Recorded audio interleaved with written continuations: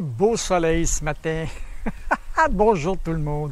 Je voulais vous parler de quelque chose de le fun encore. J'ai découvert ça il n'y a pas très longtemps, par hasard, en fouillant sur le net, toujours en fouillant sur le net. Alors, je vais vous montrer de quoi il s'agit.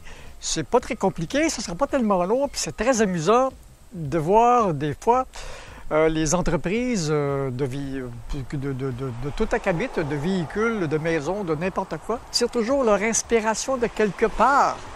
En réalité, il n'y a personne qui invente grand-chose maintenant. On s'inspire. Voilà, je vais vous montrer ça. Ben, ce matin, je vous parle de la Honda CX. Encore, voyez-vous, on voit bien un beau moteur V2, 2 cylindres. Voilà. On voit un cylindre là et un cylindre là. La position du moteur est longitudinale, comme dans n'importe quel véhicule à propulsion. Et l'entraînement se fait via un arbre d'entraînement qui vient rejoindre ce petit engrenage ici. Voilà.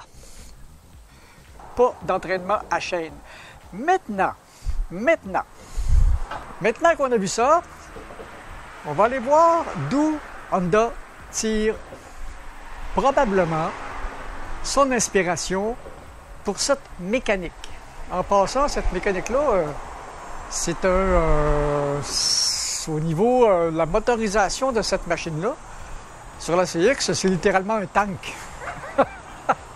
Puis Honda utilise aussi un autre type de moteur. Sur la série des Goldwing, se servent d'un flat 6. Technologie qui est employée aussi sur les BMW. Voilà! On va aller voir la source probable d'inspiration de cette mécanique. Suivez-moi! Ce que je voulais vous présenter, c'est ça ici. Une superbe belle moto, exactement la technologie de ma CX. 2 cylindres en V avec overhead valve et puis montée longitudinale, montée sur un arbre d'entraînement, pas de chaîne. Ce que j'ai lu, je vais vous laisser les ça c'est de 1954. Je vais vous laisser les coordonnées de ce site-là. J'en ai trouvé aussi sur Wikipédia.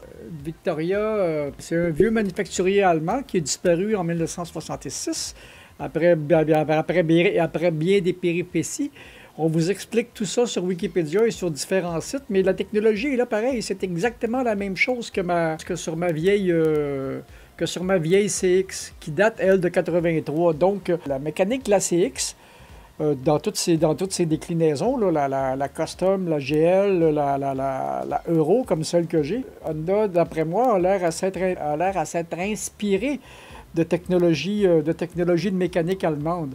Même dans sur les gros moteurs comme la Goldwing V6 avec un Boxster V6, ça semble venir une inspiration qui semble venir c'est une inspiration qui semble venir des BMW. Il faudrait que je regarde, parce que BMW, à la base, c'est un motoriste et un constructeur de motos. Ils ont appris à faire plein d'autres choses après, mais à la base, ils faisaient des motos avec le système Boxster sur les moteurs. Voilà. Mais c'est une belle machine. Hein? Okay, on a toutes les spécifications ici. En 1886, produit de 53 à 55.